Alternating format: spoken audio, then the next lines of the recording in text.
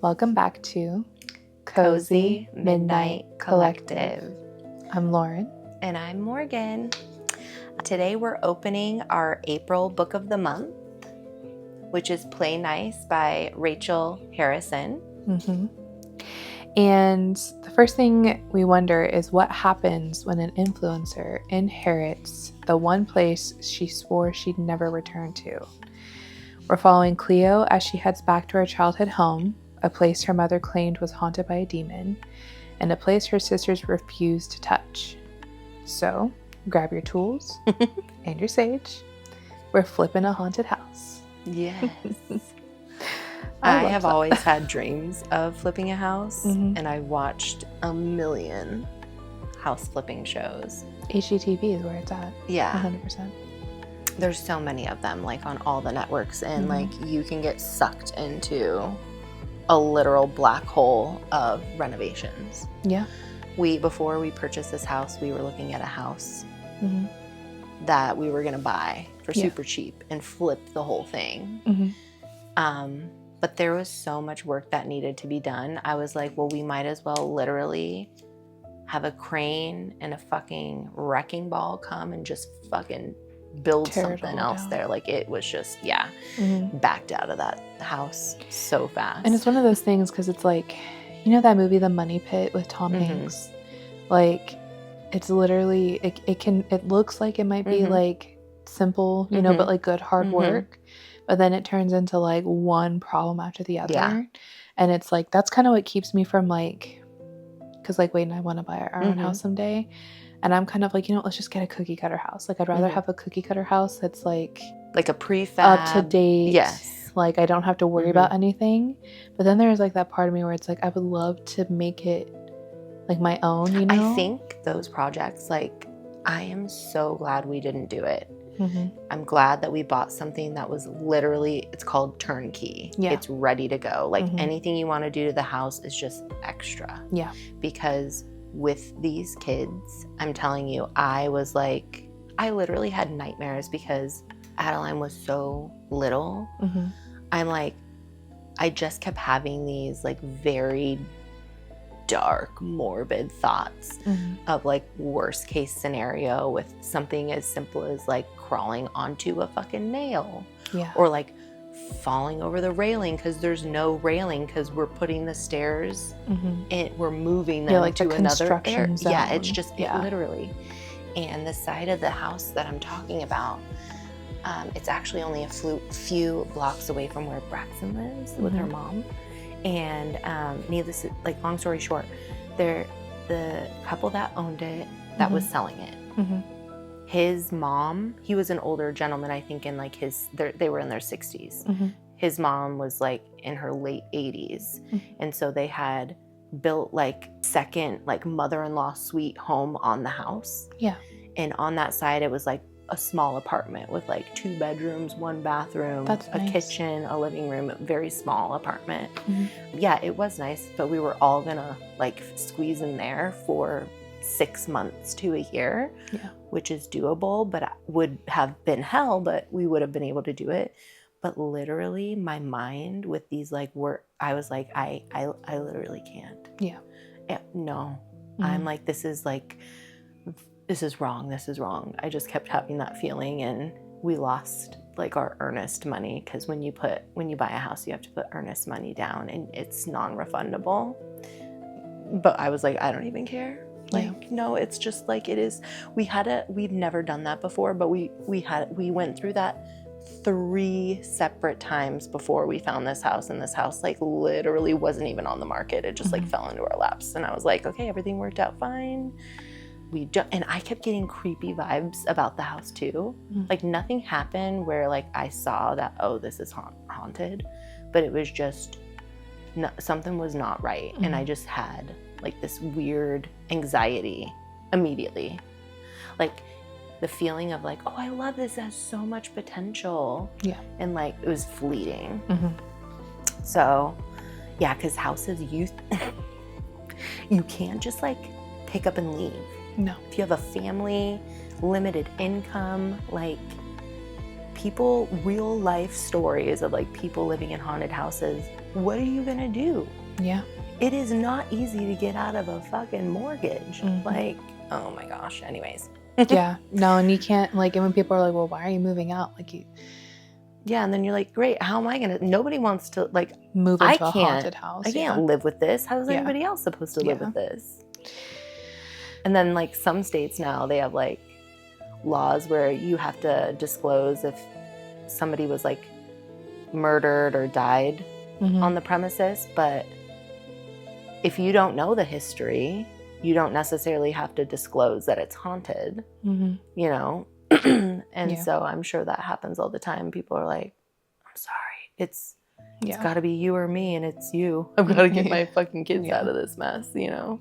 No, But- yeah, that's creepy. I could never, oh my God, I know. I'm like, I could just, Yeah. and like haunted houses, like you went in some haunted houses with me this last Halloween, Mhm. and Whitney braved it. Poor Wit. She made it through one, Yeah. And she Haunted was like, house. okay, yeah, that wasn't that bad. but then we like presented her with another one. She's like, yeah, I'm not going. I'm not. Yeah, and doing we're it like, again. okay, well, what about this one? It's super, like you can see, no. Mm-mm. And I was like, she's done.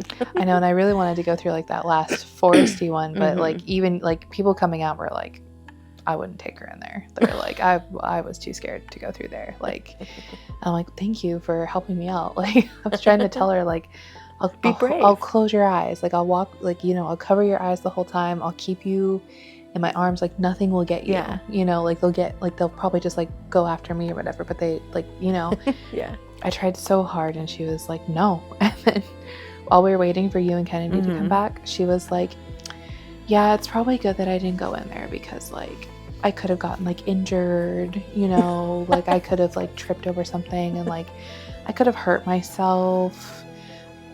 She's So like it's trying to be all probably- like logic. Yeah, she's like, it's probably good that I just didn't go in there. Yeah. I'll skip it this time, you know. Yeah, but like, don't worry, like, I'll like in the future. And I almost had her going in. I'm I like, know. look, I said we'll go to the front of the line. We won't have to wait that long. Yeah. And these like this big group of like fully grown men come out, and they're like, yo, that was terrible. Like that was a scary thing. And they look at like me with my daughter, and they're like, oh, I mean, it was a lot of fun. Like it wasn't scary at all. And I pulled the guy aside. I'm like, okay, honestly. And he's like, no. Can't believe a grown ass man was like, no. He was like, she's gonna hate it. I'm like, She's okay, gonna hate fine. it. So we just waited. But Have you ever heard of like the scariest like haunted house in the whole country? It's in like the Midwest somewhere. is it McKinney Manor or whatever? Is that the one where he like makes them sign like some A like waiver? And Yeah, he there's a whole actually- documentary on it. Have you watched it? It is so fucked up. It's fucked, yeah. Like where he literally, Just hurting people. he's torturing them. Yeah. He got his For like neighbor to go through. Hours. And because I remember I watched It's like the 8 first or a part of this 12 hour. documentary. It was Yeah, and Oh my he God. like his neighbor was like, I hate him. Like Mhm. I hate him so much. mhm. And I think didn't he get shut down? I want to say he No. got shut down. Because I- it got to be too much. And I think that there were like In ones the where it was like documentary there they were said that? allegations. Oh yeah, there was tons of people going Yeah. to sue him, but like they did sign a bunch Yeah, of stuff. but I think there was like stuff that like was happening that wasn't like disclosed in like the waiver. Well, yeah, because people aren't going to And- sit there. They're not going to read the like here's the waiver 24 hours in advance and read the Mhm. whole thing. People always just sign. They don't read the fine print at all. Excuse me. Yeah. No, if I have to sign a waiver to get into somewhere, I'm not going. Like, period. Like, it's one thing to go like on a roller coaster, like going to Disneyland. Like, you don't have to sign a waiver Mhm. to go to Disneyland, you know? If I have to sign a waiver where like if I get hurt, I can't hold them responsible, like I'm not going. There's no Yeah. reason for me to go. Yeah, Because why do I need a waiver to go through a haunted house? yeah, You know? yeah. like, you I'm- should not be ever Mm-mm. put in a position. And I'll happily put on like the like necklaces where they're like, you know, I'm a wuss or whatever, like the weenie necklaces, you know? I'm cool with that if that means I'm not getting touched yeah, or electrocuted. Like I watched some like some of Electrocuted. these like walkthroughs. Some people are like signing on to get like poked Zap. with like cattle prods and shit like that. And I'm like, that doesn't make it scary for me. Where That are just makes me those pissed haunted off. Yeah. houses? But you can't punch the actors though. But they can punch you. So that's where I'm kind of like, where are you seeing those? It was on TikTok. I can't remember the name Not of it in specifically. our state, right? Or some in Washington? I don't know if they're in Washington, but I know they're... I don't think I've heard of any of those. Let me do some research and I'll show you. Yeah, I definitely... Yeah. No. I can't be held responsible for what I instinctively do. Yeah. No, like, I mean... I will fight. Like, for me, like, I'm gonna do my darndest not to punch an actor, right? But I'm also like... obviously. If you're a person that knows you're a puncher, don't go to a haunted house. Yeah. You know? I mean, I go to haunted houses all the time, but, like, they're not but touching me it's different or though. But like, because there's people that specifically know that they like to punch, or like that they are like a hitter, and they still go to a haunted house. If somebody's poking me with a prod, or coming at me, I'm gonna fight. No, but like the regular ones where they're just like, you know, like, you know, like, if they brush up on me or whatever. But there's people that will go to those haunted houses and they'll be like, oh, I was scared, and they'll punch somebody in the face. Yeah. And it's like, that's not cool. It's ridiculous. Yeah. Yeah. Because it's like, don't go to a freaking haunted house if you can't handle it. Like, I will say this, when you took me, I hadn't been to a haunted house since I was like you 10. were little, right? Yeah. And it was like my school's like haunted house, so it wasn't even that scary. Dude, there was this, so in junior high, me and my girlfriends, every single year we would like go as like a big group and like just like walk through this like massive neighborhood. Well, there was like 2 in particular, but there was this one house that always did the best haunted houses, and it was the street behind my street. So we were lucky enough that it wasn't like too terribly far from like one of our home bases, right? But so it was like a street that like I knew really well, like where we were, and felt like comfortable. And there was a few in our neighborhood. There used to be a bunch. Like, I just remember it being like a really great time. I loved Halloween. But we would like, you know, we were 12, 13 years old, and this one year they did one, and the movie The Ring had just come out, which is like, this is already like starting off.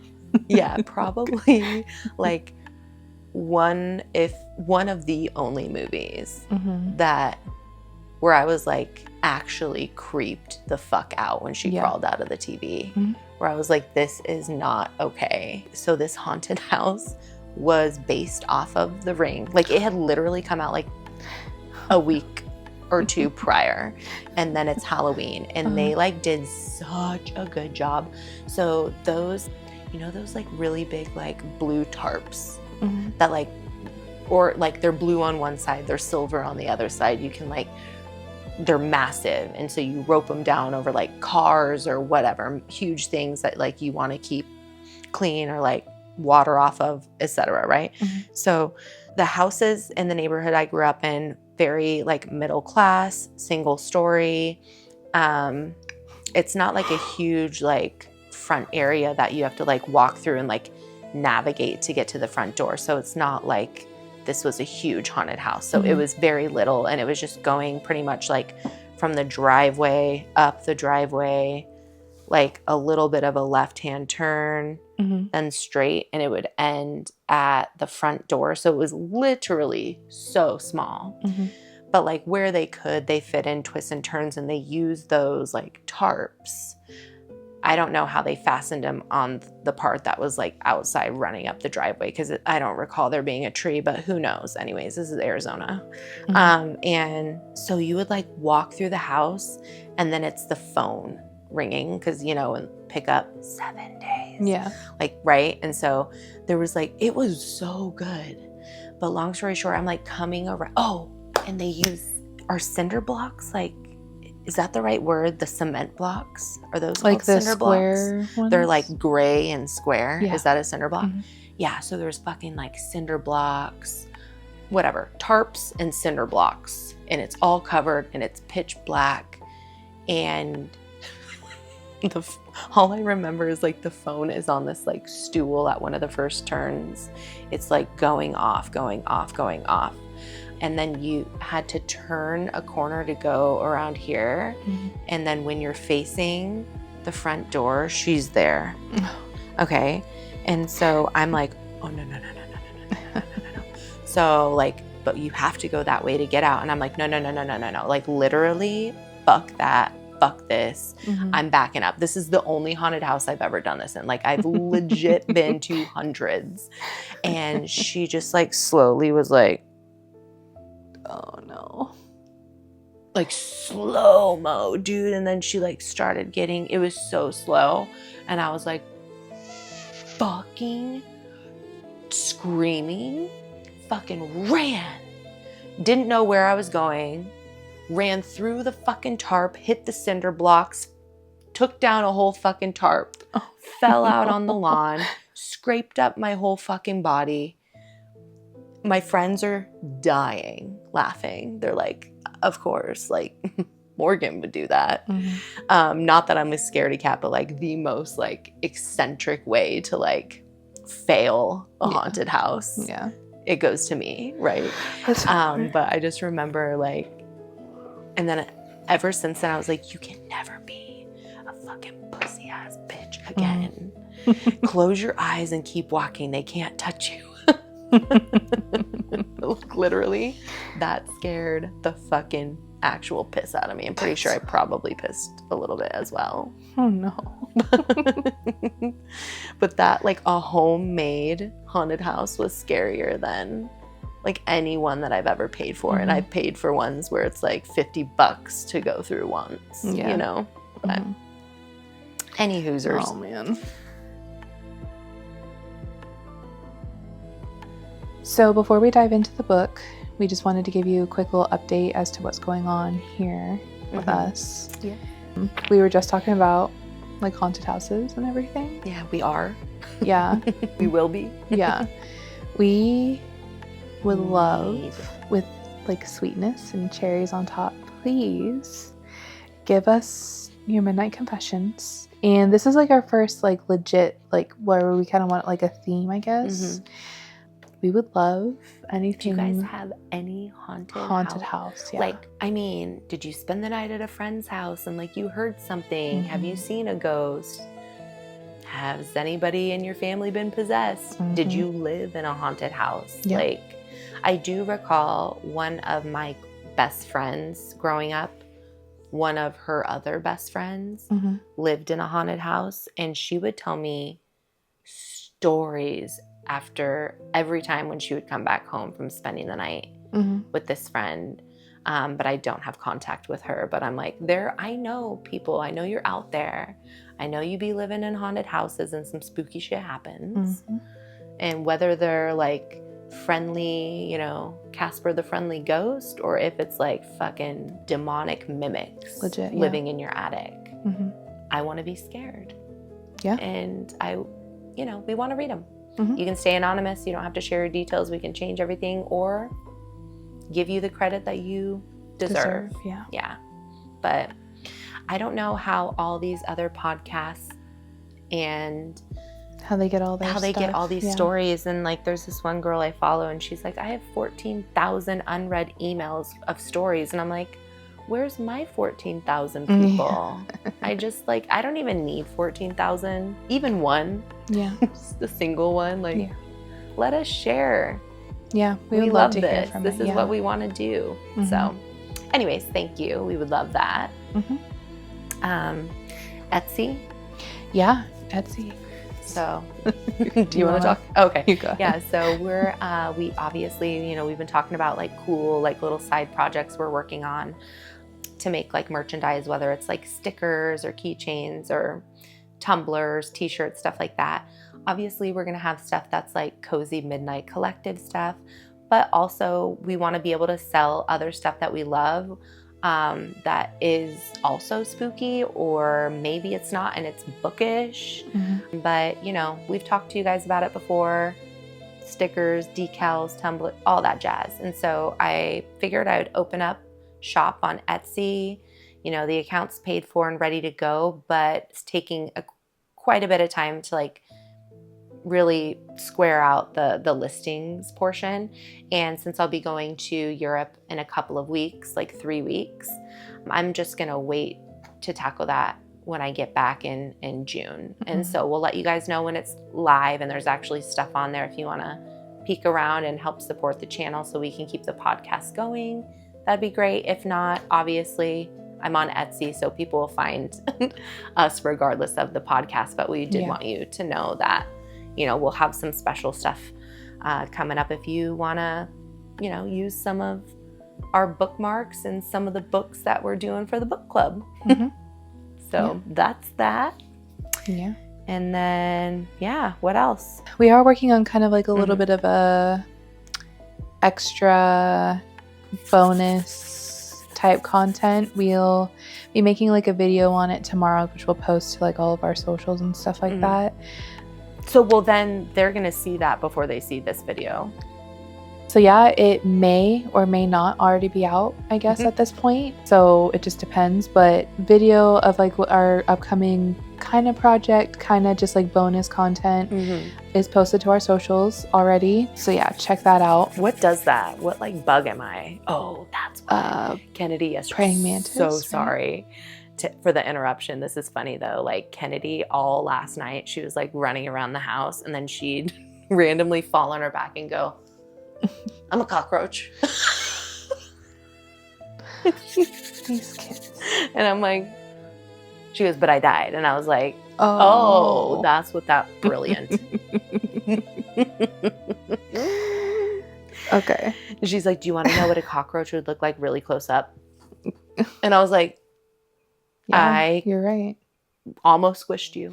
We have kind of like, well, I guess it's not really just like a May thing. March Madness. But right into May Madness. Yeah. Because April's going to be mad as well. April will figure so many April Fool's jokes today, you guys. It's April 1st. Yeah. Our kids. Mm-hmm. Tell them what.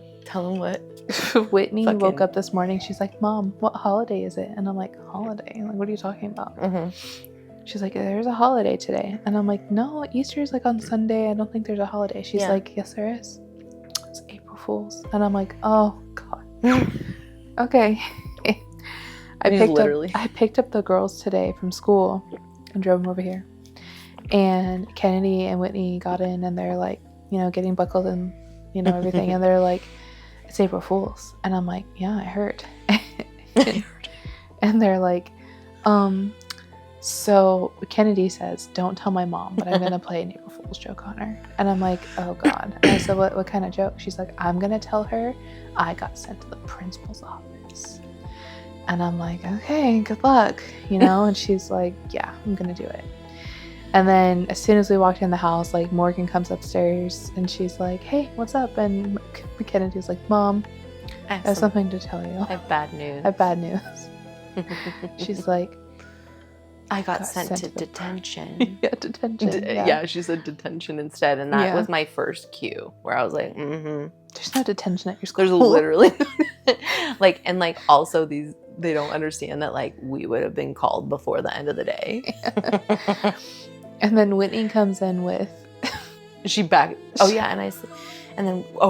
because after that with Kennedy, Whitney took it up a notch. And then Whitney's like, oh, Morgan, I also have some bad news. Somebody punched me in the face today.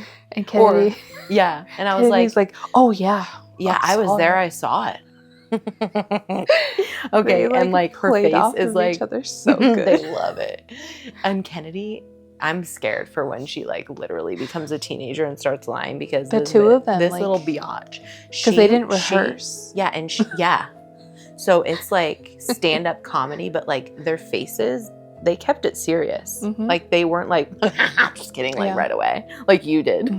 No, like I love that. Like Whitney was like, "Ooh, I'm gonna say I got punched in the face," so she says it, and then Kennedy's like, oh, "Yeah, no, yeah," and I was there, and she played off so well. It was brutal, blood everywhere. It was really good. Like she was like, "Yeah, I saw the whole thing." Like, and she even named a name, and she was like, "Yeah, so and so did it." Charlie, and I was like, "Charlie, the one that like is in love with you."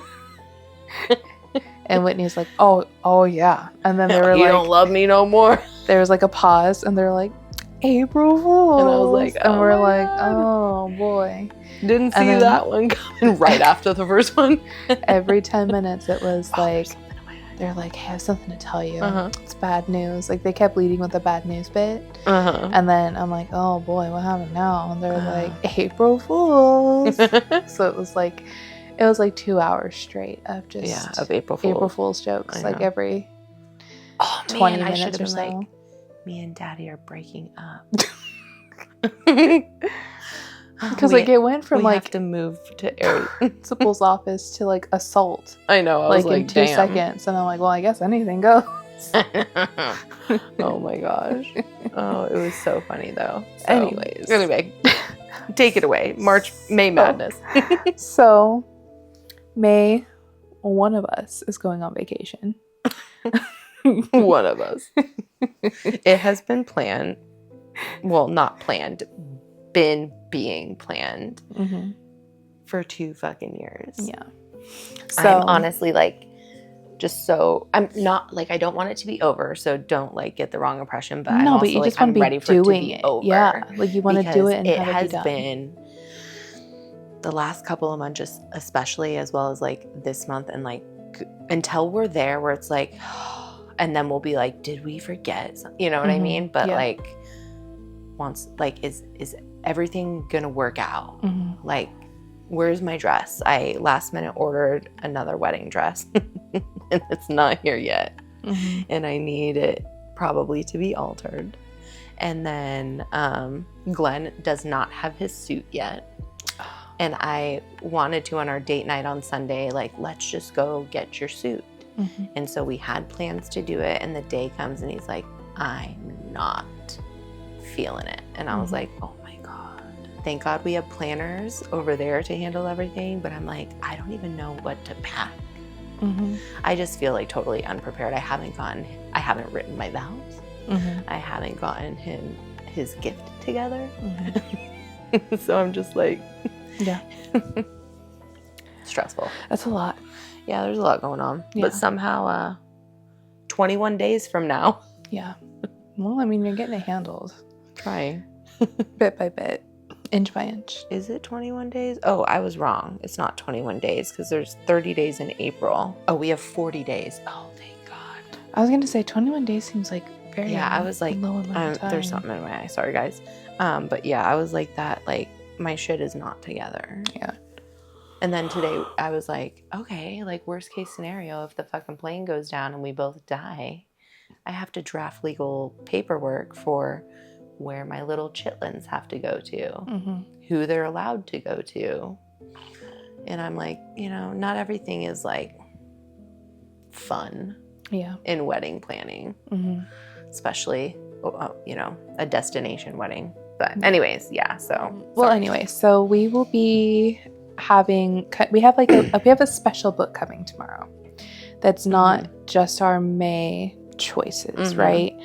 And it'll be a project over probably 7 or 8 weeks. It's going to be a process. We can tell him. Okay. Well, we ordered a book and it's a beast. Before we say the name, let's kind of like talk about it. Yeah. It's like 750 pages pending which like publisher you buy it from, or not publisher, but whatever. Yeah. Paperback, hardcover, whatever. But I saw what brought this on is I saw a trailer for a movie that's coming out in, I think, June. And I was like, yes, super fascinating. I've also played video games that have the game inside of it. And I've watched a very popular TV series that is very similar to the vibe. And so saw this trailer on Instagram, love it. And as you know, we do like the cinema society. So I like to forward on all these like creepy trailers that I see to Lauren. And I dive into the comments because I just, I thrive in comment sections. Oh, I always read the comments, yeah. I don't participate necessarily, but like there's select few that I've ever participated in. But I just kept seeing, and what I thought was a movie title, and I was like, how have I not heard this movie? So like hundreds of people were like, saying it over and over and over and over again. And so I put it in, and the book popped up. No TV show, no movie or film or whatever. And I was like, oh. And then I did some research on it today, and I'm like, yeah, this is going to be fucking wild. Mm-hmm. So I brought it up. She got on board right away, ordered the 2 books, and they're coming tomorrow. Yeah. So we decided we are going to cover this book over the course of many weeks because we've watched videos on this book, and people say that it not only is it thick, like she's thick, right? Thick one. She's thick.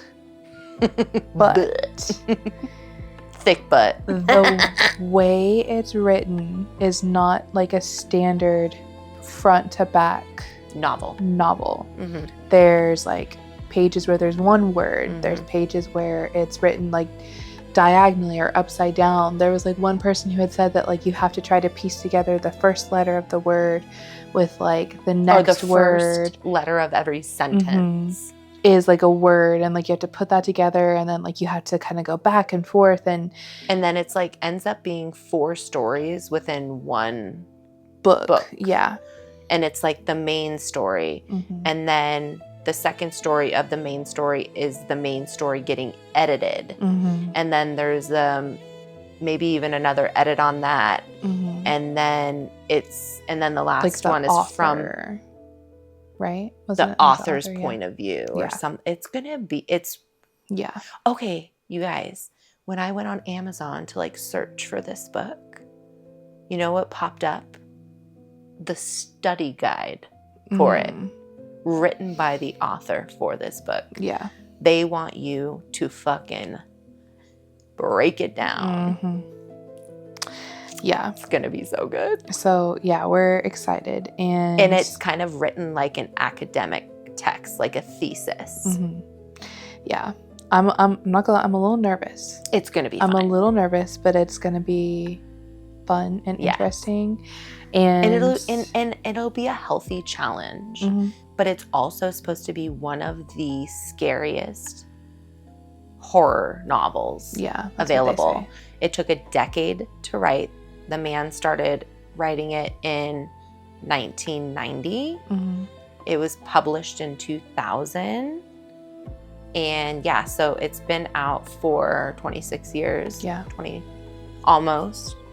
Anyways, it's called House of Leaves. House of Leaves. So yeah, so it's supposed to have like backrooms vibes, like all backrooms. Instead of like if you played the video game or seen the show Severance or the movie that's coming out, which I can't recall the name of that movie that started all of this. I think it's actually just called Backrooms. I think it is too. Yeah. However, the book, there's backrooms, but it's in a house. So a house was purchased. Family moves into new said house. Notice something that's there once they moved in that they didn't notice upon inspection. And turns out that the house is way bigger than the floor plan. Yeah. And it's supposed to be scary as fuck. Yeah. So I'm excited. Yeah. I'm excited to see how that's going to go. And oh my gosh. And then I'm going to like walk around my house and like check for back rooms. Like pressing on all the walls just in case. Yeah. Yeah. I wouldn't go. I would just be like, close it right back up. Nope. And then we're going to replaster over everything. Not only that, but like I'm finding like the biggest piece of art that I have and covering it up. So like keep the kids from like accidentally falling through the wall into the fucking back rooms. Yeah. See, that's a situation where I would just be like, fuck it, I'm leaving. I'm just burn the house down. There's nothing, I'm not doing this. Yeah. I'm not risking my 2-year-old wandering, or my 3-year-old, he's 3 now. He's 3 now. Wandering into into a demon infested back rooms. Yeah. No. Oh my God. That's a no for me.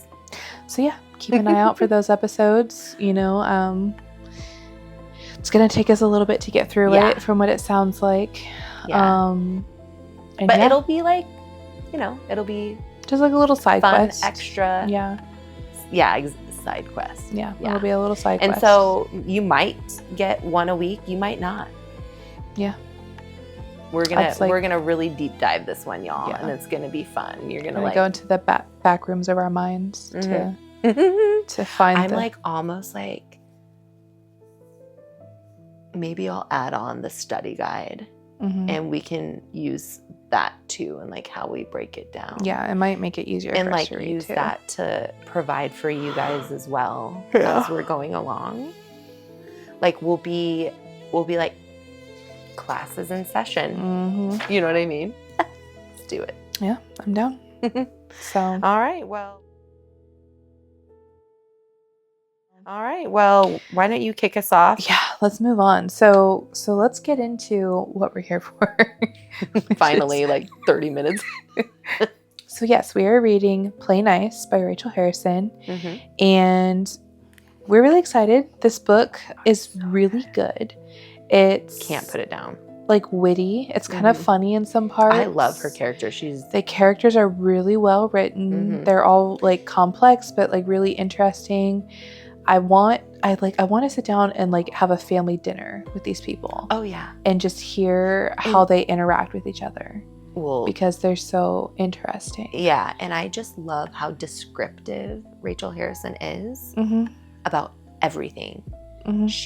Every new person that Clio, who's the main character, comes in contact with, she's describing so you can literally envision who she's speaking to. Yeah. Whether it's at that memorial service or her dad or her sisters, like you can build them in your mind and see the conversation happening because of how descriptive she is, and I am obsessed with it. Yeah, it's really good. And like, I'm not gonna lie, this book like legitimately made me feel creeped out. Yeah. Like, and I don't know if it's because I've had like a haunting experience, you know, and like maybe it's just like making me relive some of those feelings.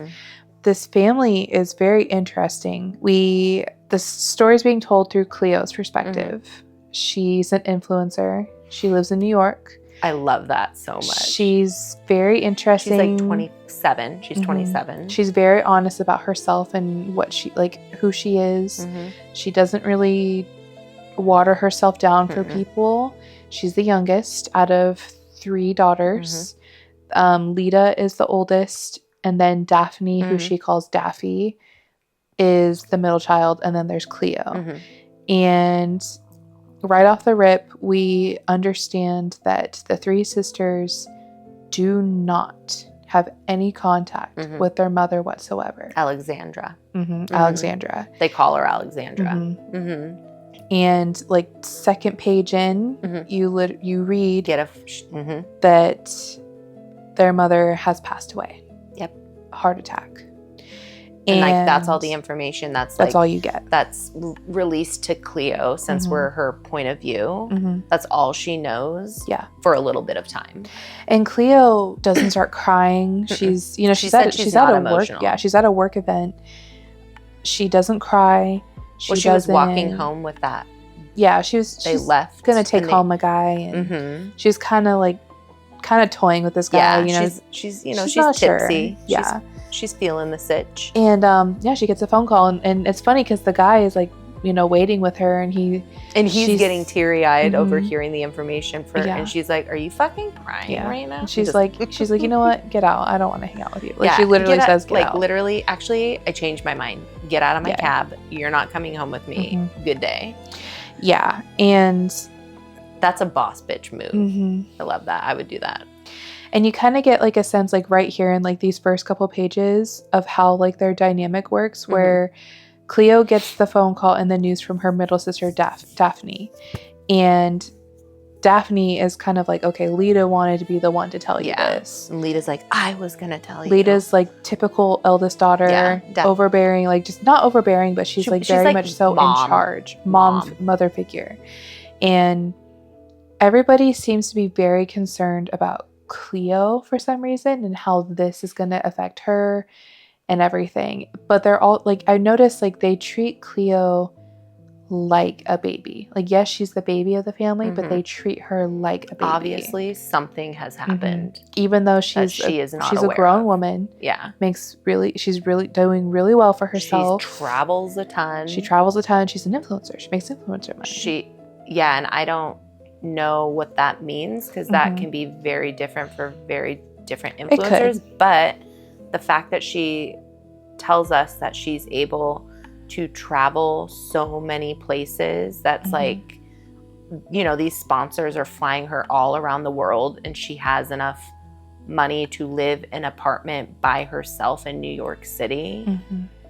She's making very good money. Yeah, she's doing really well for herself. Yeah. And even though people scoff at her job, like it's not a real job, but they can, i.e. her sisters. Yeah, they can. Well, not Daphne, because Daphne, I think she says, I'm sorry, you go ahead. Yeah, I was just going to say, like, they can fuck off because, like, her money is still green. Yeah. Still spends.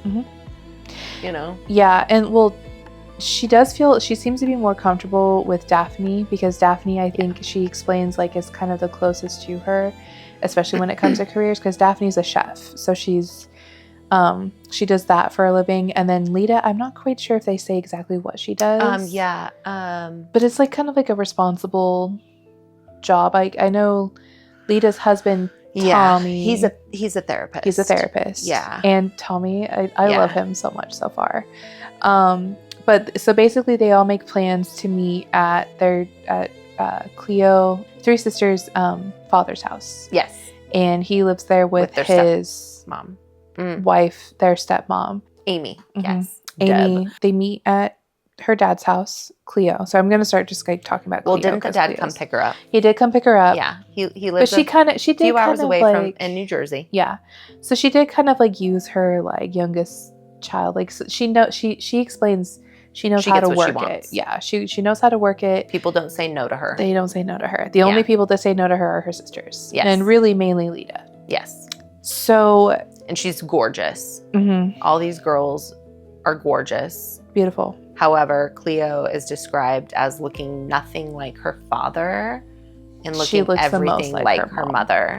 And then Daphne being the one that is like the prettiest one of them all, right? Yeah, I believe so. Yeah. But they have weird tics, I think, from growing up around their mother, who we'll get into later, but they each, I think there's issues surrounding food. So I don't know if somebody's bulimic or something like that, but we're just unraveling like a core family. And every core family on the face of fucking earth has issues. Has their people. Yeah, right? They have like their, yeah, they have their little quirks. And I will say, Lita, I'm the eldest. And so it's like, I can understand her wanting to protect the youngest, especially since Clio seems, from what they kind of say, like as the sisters themselves, they make it seem like Clio is the most vulnerable.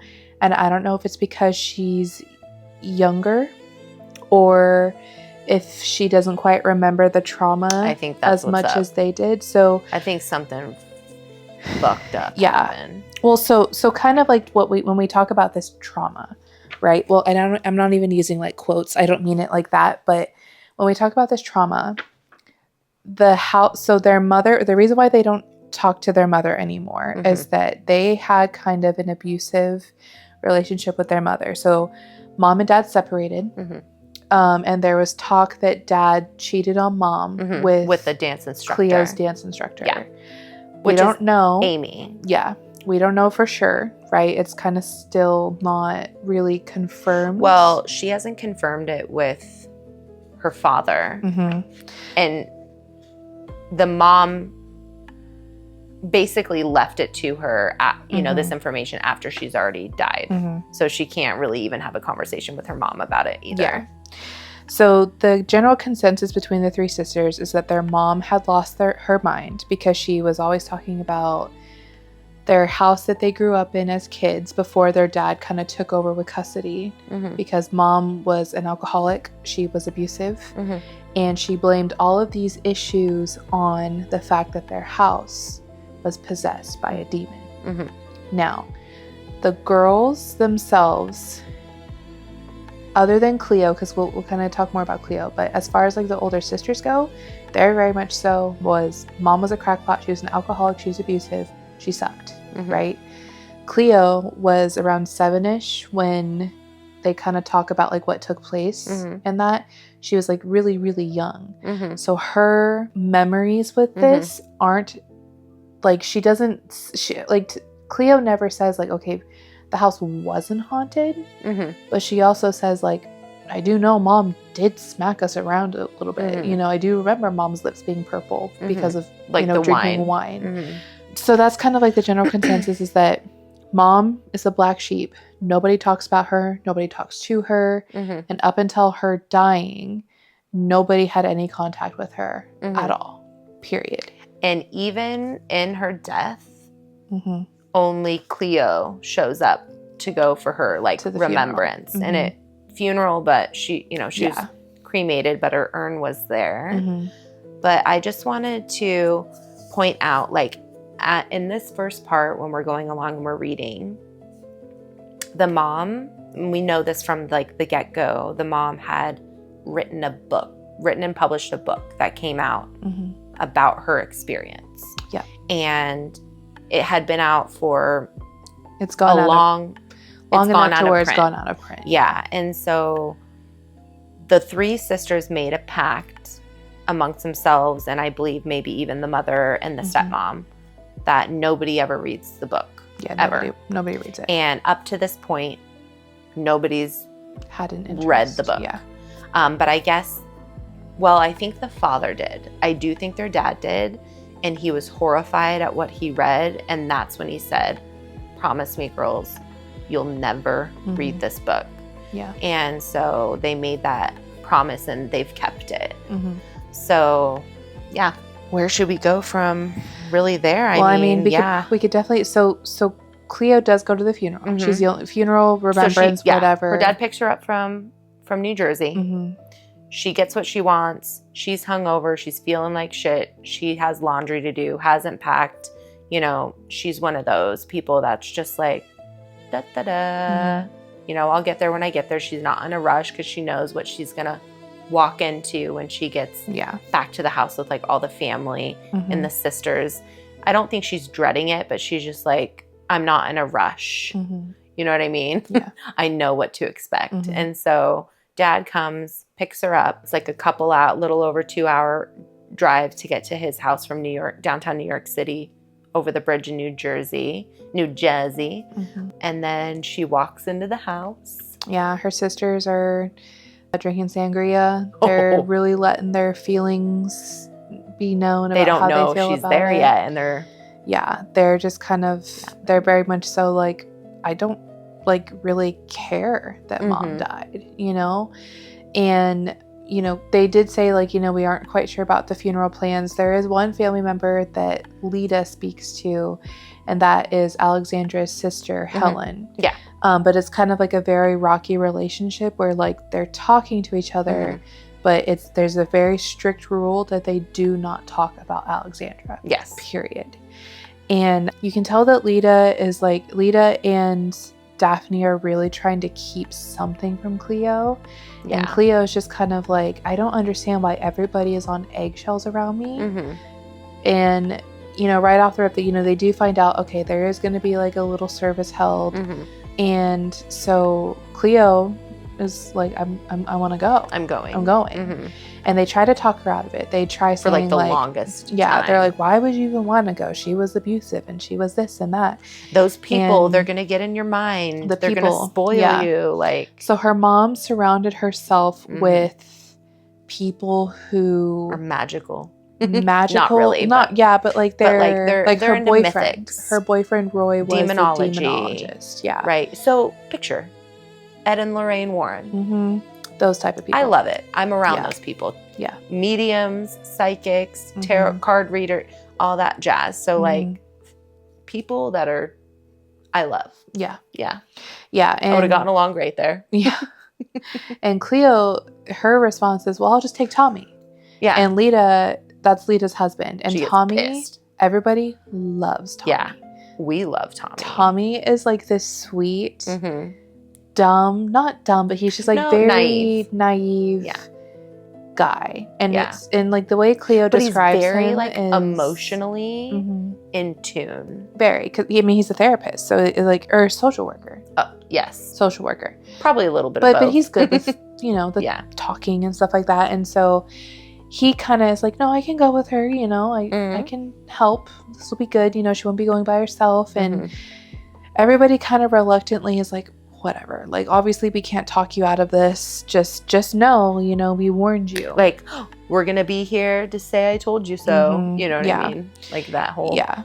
Cleo and Tommy, they make the drive, which is like about an hour or two, you know, with traffic, to this house that like ends up being like a manor. It's like a manor, and this Beautiful. eccentric woman just comes like sweeping out of the house in like this like long like silk shawl dress and thing. She's got this like magnificent hair with like streaks of gray, but it's like it's her. She just looks very much so like the type of people that her mom would hang out with. Like just very eccentric, very much so like. And she's gypsy, like, "Is this your house or is this a funeral home?" And she's like, "Oh, it's my house. This is my house." And the woman clearly knows who Cleo is, but Cleo's like, yeah, because she calls her by Cleo. She's like, "Oh my God, like you're gorgeous. You look just like her. She would have been so proud of you." Just like going on and on, like it's a catch up, and she does not recall who this lady is at all. She's like, "What the fuck are we?" But she's kind of going along with it. Yeah, she's trying to be polite, hey, you know.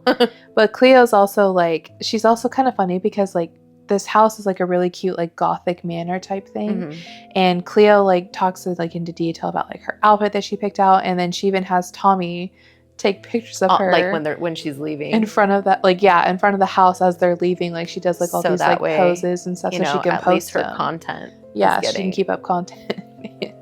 I think she was probably like it must have been the clothes, like the outfit. Yeah, so the outfit just kind of went with like the vibe of the house, and she's just like, "Oh, I'll get some pictures of this." And honestly, so at least I can get some work done. Yeah, so she goes into this house, and then she kind of meets up with Roy, which is was her mom's boyfriend, and he's a demonologist. I believe. Like 18 years they've been together. Yeah, right? They were together for a long time. Yeah, and he's talking with people. Yeah, like people are are eating snacks. They're talking.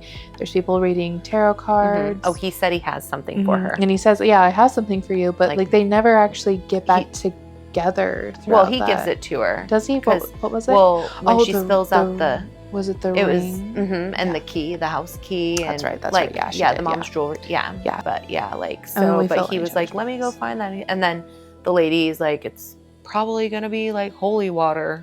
Yeah, people are kind of making like jokes, but it's very much so like a celebration of life, like they're really trying to just like make the most of the fact that their and nobody's friend trying died. Like to Daphne and Lita's. They can't say "I told you so" because nobody harassed her about anything. It's not like a cult, and they're trying to get her to like join this cult. Yeah, nobody asked to like read her aura or her cards or anything like that. For Tommy, they did though. Yeah, but can I read that part? Yeah, because you guys, I'm gonna make. I think we're gonna get exactly what we see here. I don't know. I'm like, so Tommy, Lita's husband, his tarot card read, and so they're getting ready to do this like circle. What is it called?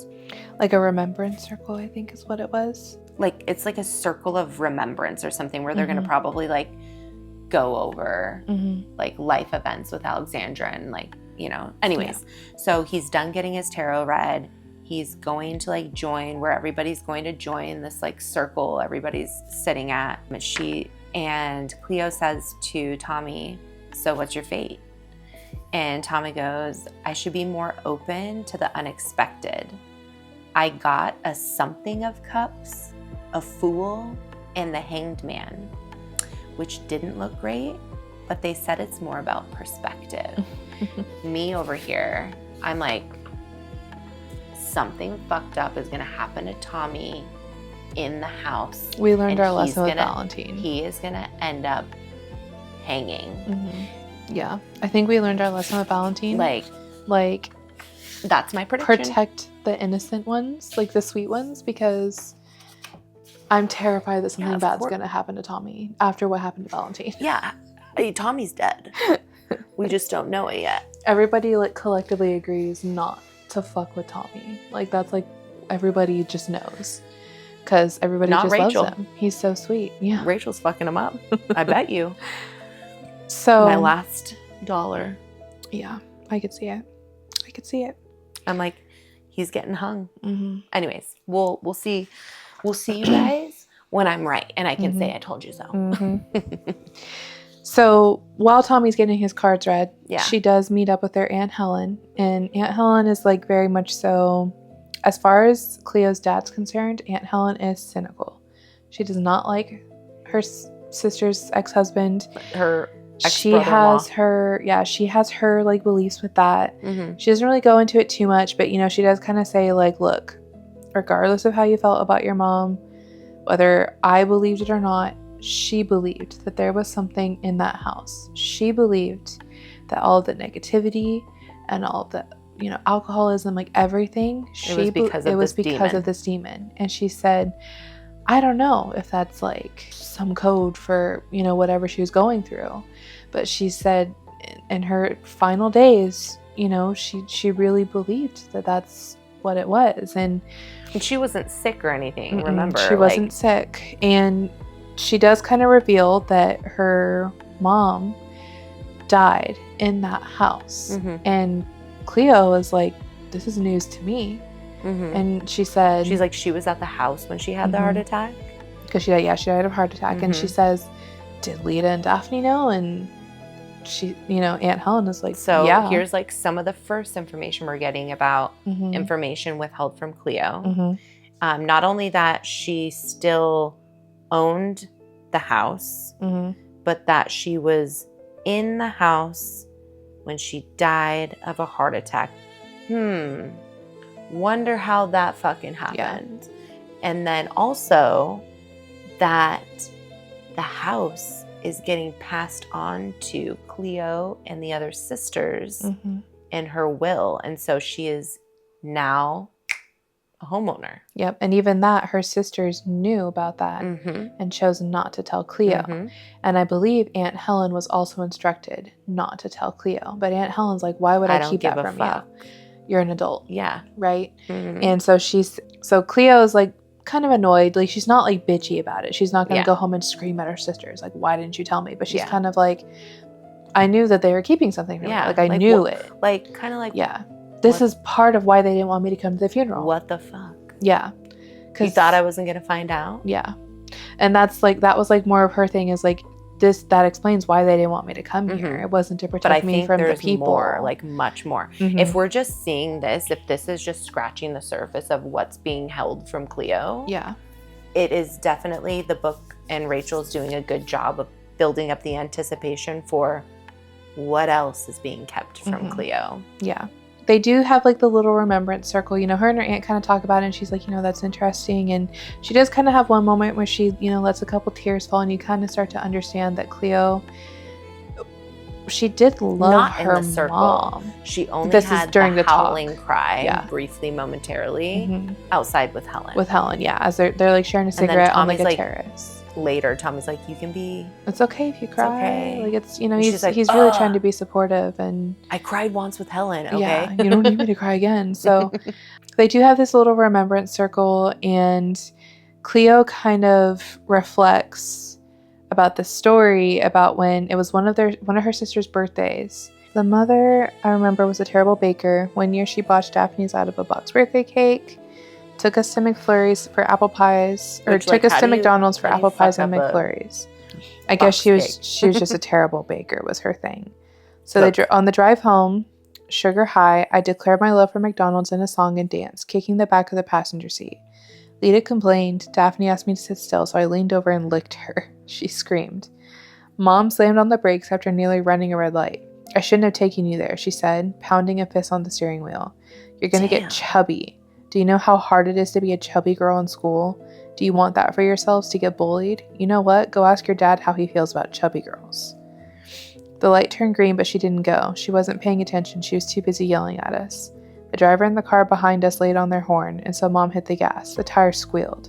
Thinking back on it now, I suspect she was drunk. Haven't had a McFlurry since. And That's so okay. There's so much to unpack in that. Mhm. Like, we don't have the time necessarily to like waste on unpacking that. That is so fucked up for so many reasons. First of all, drunk driving with your 3 children. Yeah. Second of all, you fuck up something when you could have just bought a fucking cake that's already fucking made at the store. And then you decide to take him there for McFlurries in celebration of your daughter's birthday. And you ruin her birthday and give her a food disorder all in one. Because it was Lita's birthday, wasn't it? And Lita's the one who has issues with food. Yeah. And but I don't know if she's chubby. She hasn't defined No, she says that she's very beautiful. Yeah. She's a beautiful woman. All she's of them just very are. healthy. Yeah. And she just eats very specific, and she's picky about what, like, God, that's so sad. Women out there, don't fucking give your kids eating disorders. No. Okay? No. Promote health and wellness. Yeah. That part. But Clio realizes that she shared this story out loud. She thought that she was having like an internal monologue, and like the group was like looking at her, and she like, says, wasn't Helen pissed? Like, looked pissed or something? I don't know. I do know that she, like, Clio kind of played it off as like, and you know, and here's to the hard lessons she taught, you know, like, not like, she was like, oh fuck, I said that because she was drunk. Yeah. So yeah, because she had some shots and stuff like that, didn't she? Yeah. So yeah, her and Tommy. So Cleo's becoming her mom. So they make it back to the house, and Clio, she confronts her sisters, but like, it's honestly like the best confrontation ever, because it's not she's like I'm just gonna like literally come out with I'm just gonna talk about it. Yeah. And so she says, that's why you guys didn't want me to go to the funeral. It had nothing to do with me being preyed on by like all these people. It was, and that she said, you guys, even though Tommy was the one that got preyed on. And Lita's like, what? And he's like, I'm fine. I got okay. I got my cards read. It was great. And so he just kind of goes off and does his own thing. And then, but she says, like, you guys were trying to keep the house from me. And they're kind of like, well, we're trying to get rid of it. We want it gone. We want it to be done. And Clio has this idea.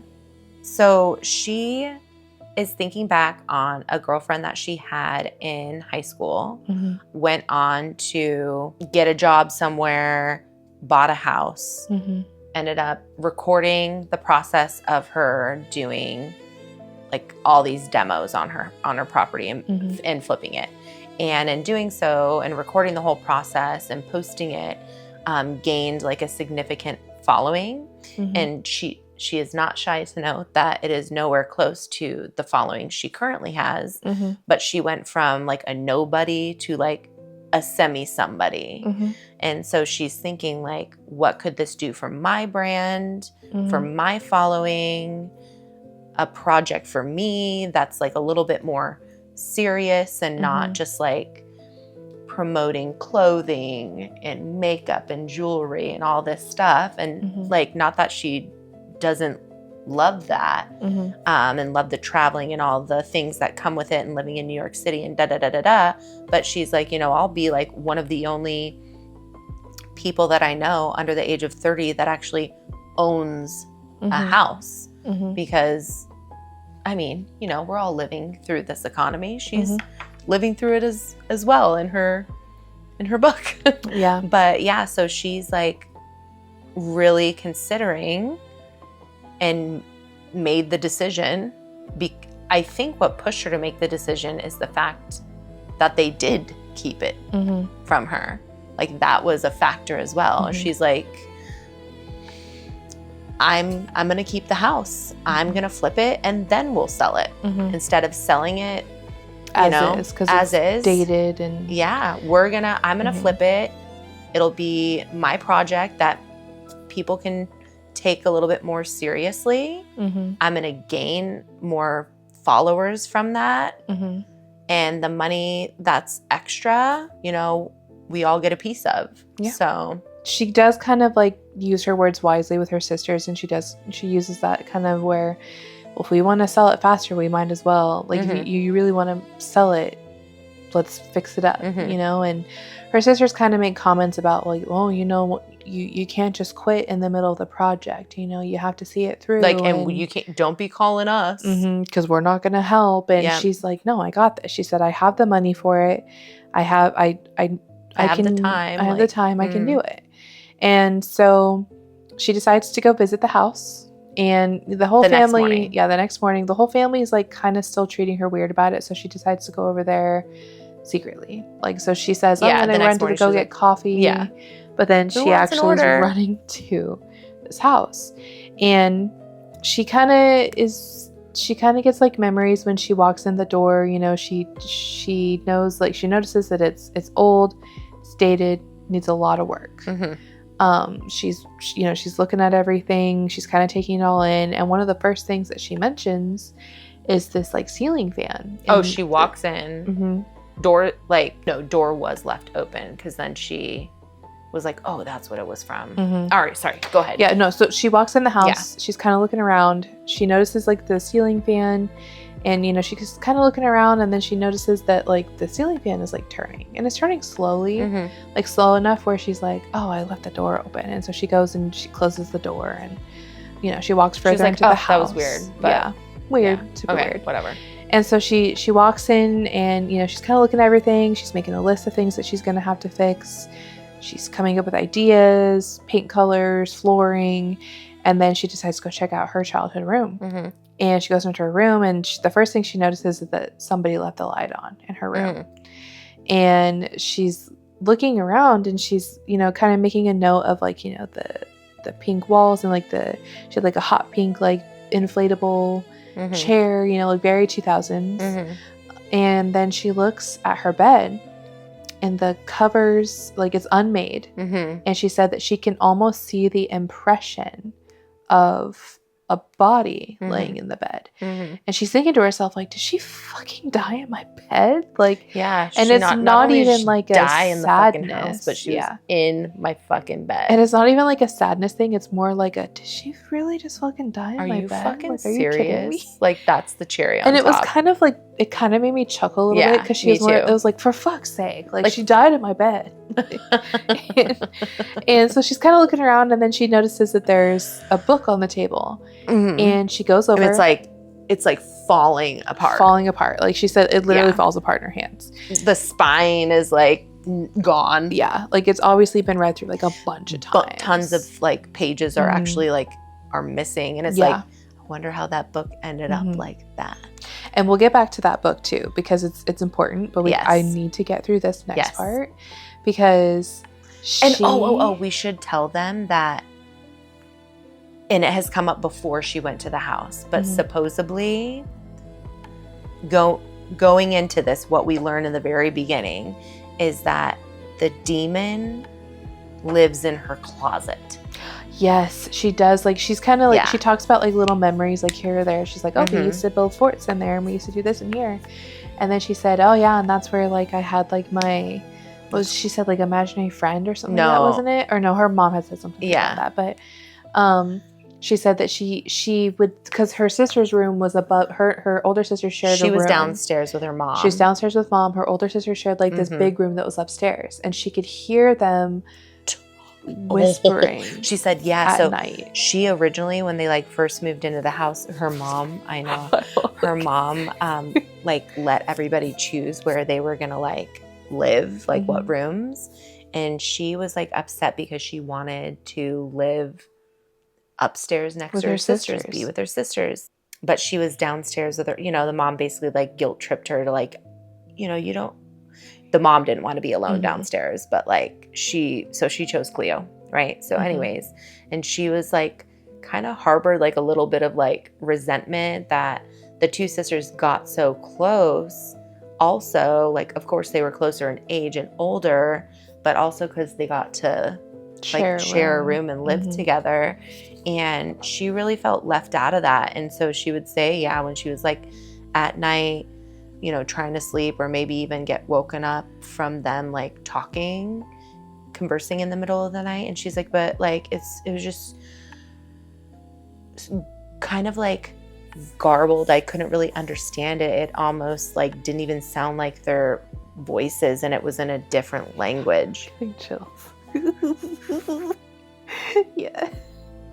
But like she still doesn't like put two and two together yet, Mhm. because she like makes some excuse for it sounding weird because it's going through like old wood in like an older house, and I'm like, oh my fucking God. When I was like, bitch, you're just like saying this so nonchalantly. You're like, you are not putting puzzle pieces together at all. Mhm.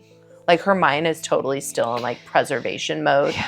Like, I mean, and again, she was the youngest, Mhm. so like she remembers things differently than like her sisters did. mm-hmm. And maybe, and you know, with like the whispering and stuff, like I'm obviously thinking that was like the demon, right? Yeah, Like she obviously said her mom was probably sounded right. different. Yeah. And But like her different sisters, languages. Were they just up there in the middle of the night, like coming up with their own foreign language? Yeah, and I'm thinking too, like, you know, obviously when you're older, it's harder for some people to be able to accept these things. Whereas like kids, you know, they're younger, they're more susceptible to the stuff. And so she was younger, she was alone. Like her mom was drunk half the time. You know, I do think that the demon was obviously feeding on her mom, and we'll get into all that, like I'm sure more later. But yeah, because we haven't even gotten there yet. So it's just like my musings. But so getting back into it, she picks up this book and she notices that it's made out to Clio, like to herself.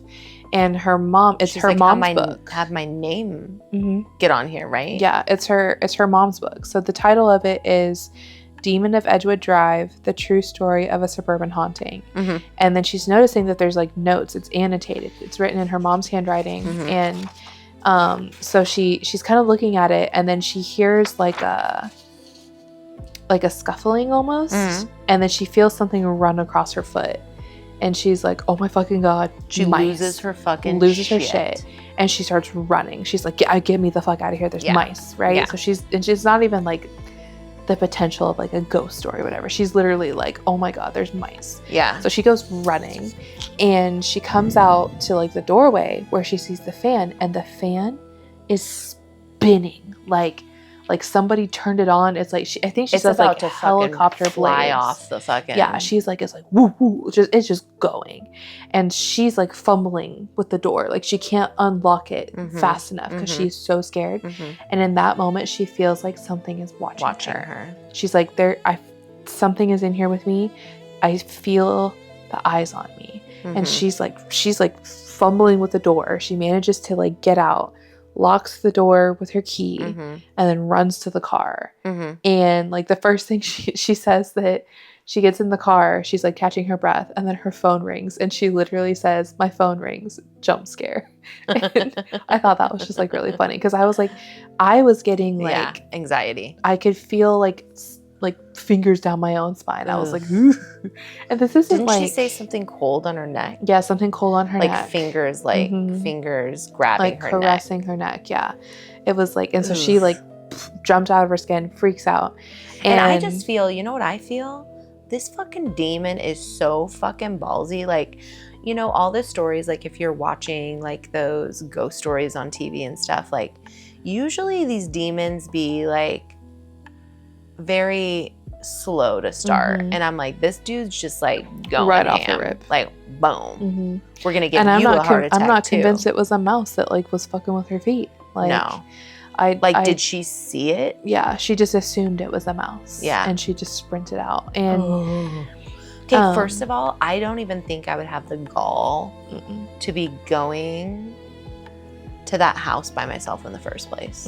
I'd be like, I have to, Tommy, get in the car. She does say that too. She does say, she says like, I don't know if I can come back here by myself. And she's like, I might. Well, that's not this part. I'm going to have to get a boyfriend.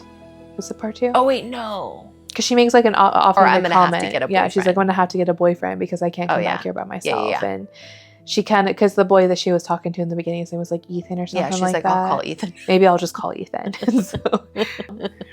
So yeah, she goes home. Like her sisters are like, where's the coffee? You said you're getting coffee. And So she gets coffee and like pastries and everything, and she goes home and she takes off her clothes. She's like, I'm getting in the fucking hottest taking shower. a hot shower. Peel my skin off. She puts her shoes in the washer. Like, she is just like, yuck. But she's like, that was fucking creepy. And the family, her sisters don't really say anything, but her and her dad, they go for like a family walk, and her dad is kind of like, you didn't go get coffee. He's like, you went to the house, didn't you? And she said, yeah, I went to the house. Mm-hmm. And he's like, I just want to make sure like you can tell me the truth. Yeah. He's like, maybe I don't fully support that you want to do this, but he's like, I believe that you can do whatever you set your mind to. Yeah. And so he's, kind of like giving he supports her support. Yeah. And wanting, and he approves of her doing the project. Yeah. So she kind of gets that from her dad. And so, the funeral's over, kind of like the excitement of like all of this. And I say excitement loosely, like obviously it's not exciting that their mom died. Okay, we're not like, when you say exciting. Yeah, but it's like, it's not like a happy thing. It's just like they got over the hump of like this whole thing. Yes. And so they're going back. Everybody's going their separate ways. To life. Yeah. And so we're talking about when they're going to meet up again for like a family holiday, Memorial Day or some shit. That, yeah. So, so she goes back to New York and she starts to read some of the pages from the banned book. She started reading it in the house. And she was like, so she said the first time because she said she went to her room at her dad's house. She was reading the book and she's like, I locked my bedroom door for the first time since I was 17 years old, making out with my girlfriend from school because she obviously announces that she's bisexual. And she was locking her door because she didn't want her family to like walk in on her reading this banned book that the family swore to God she would never read. And now she can't put it down. She's fucking hooked. And she's reading so the way the mom wrote this book, she wrote it as kind of like, like the beginning of every like scary haunted house movie, fresh start. We're moving into this new house with the kids. I let the kids pick out their own rooms. And mom starts off out like very positive and she says, the two eldest wanted to share a room upstairs, but of course my youngest, and she changed all their names for the book, but she says, my youngest wanted to stay on the bottom floor with me. And again, we kind of talked about how Cleo was like, I don't remember it that way, but okay. And she's making notes. And like her mom has made notes in the margins of these books.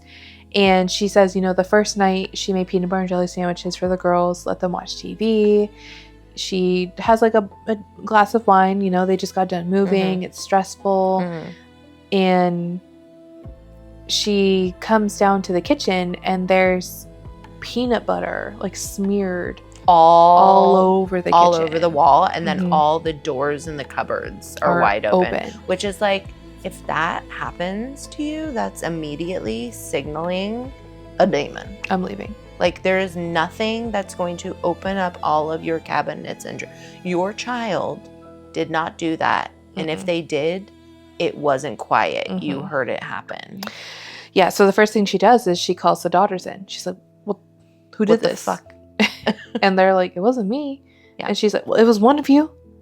And Cleo? She's kind of looking at the youngest, and the youngest is, she said, looking at my youngest, like she would have had to have like gotten up on the counters to have been able to smear this peanut butter. So she's looking at each kid, and the way she describes it as like, okay, they're obviously lying to me. You go to your room and you go to sleep. But then Cleo says that's not how it actually happened. She slapped the shit out of my sister, out of Daphne, and like the mom even does like acknowledge in the annotation. She says, I know that that's not how it actually happened, and I will regret that forever.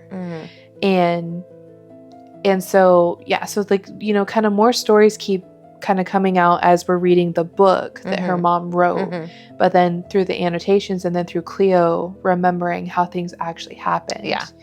And there was a situation where, again, in the mom's book, she tells about like one of like the first major incidents was they had built like a bunch of forts out of cardboard boxes from when they moved and blankets, and apparently they made a really good one. Yeah. Like it was all That was four like of them could fit in it. Sturdy. And She said the girls could keep it up indefinitely. Mhm. Like it was a solid good one. fort. Yeah. And so she's sitting on the couch. The girls are in bed reading a magazine. And she notices the little door, which is made out of a blanket. It's like flapping open. It's flapping open. It's like, isn't it? Yeah. Like a breath. Mm-hmm. Like exhale, inhale. And so she's like, guys, like I just put you to bed, go upstairs. And so she's like, Clio. She's saying Clio, but obviously the name has changed. But she's like, Clio, what are you doing out of bed? And Clio comes walking down the stairs, and she's like, or over to the balcony. Yeah, she's like rubbing her eyes. She's like, what's wrong? What are you talking saying about? And Alexandra looks at the fort, gets up, and like runs over, and she just starts fucking tearing it apart. She rips it apart, is like kicking it, like just tearing it apart, and there's nothing in there. Nothing. I mean, none of her children. There's none no of her one kids in are in there. there, and like the kids kind of come down, and they're like horrified. They're like, "What is she?" Like, could you Like, imagine? They're probably devastated. Like they spent so much time putting it together. It was like just to see their mom like kicking the shit out of this fort, like in the middle of the night, and oh my god, she goes like, the other two girls like go back upstairs, and Cleo's like, I'm gonna go get some water, and she's kind of like, she describes her as like, my spunky, defiant like little girl, and she drinks some water. And and the thing too is the water, they had to get it out of like a Brita filter in the fridge because mom went to go run a bath and the water was pitch black and it stunk. When like she said like sulfur, and that was before the girls came over to the house, and so she had a plumber come out and check it out, and then she's like, but everything was fine. He, clear water in it all, and she's like, well, how did that happen that one time? And he's like, look, if you're worried, then just like don't let your kids drink out of the tap, like just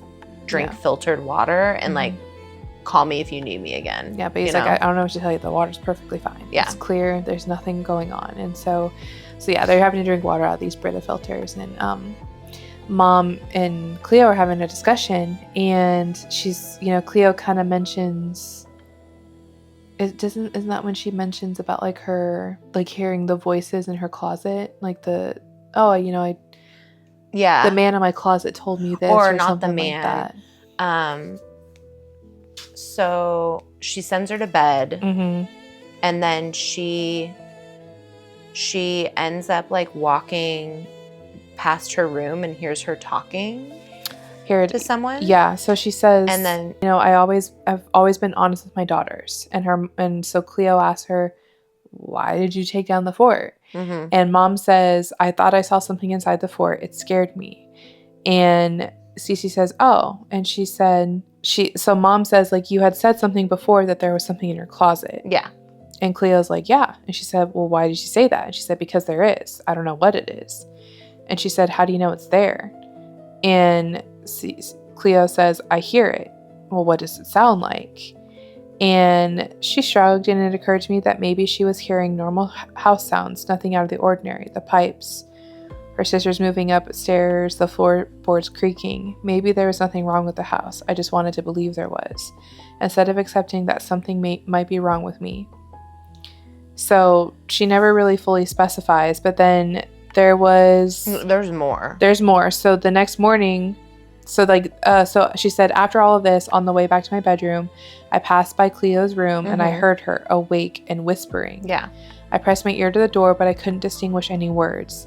I couldn't hear what she was saying. I hoped she was just talking in her sleep. Next morning, I drove the girls to school, dropped Lita and Daphne off first. When it was only me and Clio in the car, I asked her. Turned down the music, and she's like, hey. Yeah, I heard you talking last night. Who were you talking to? She said, I wasn't talking. And she said, well, I heard you. And she said, she like stayed quiet, like Clio stayed quiet. And mom's like, you know what?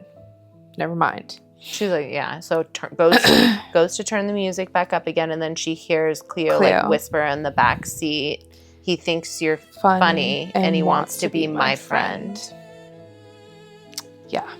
Fucking creepy. And then like current 27-year-old living in New York City, crazy popular influencer starts to remember seeing Little, yeah. shadow figure with no face and no eyes. Yeah.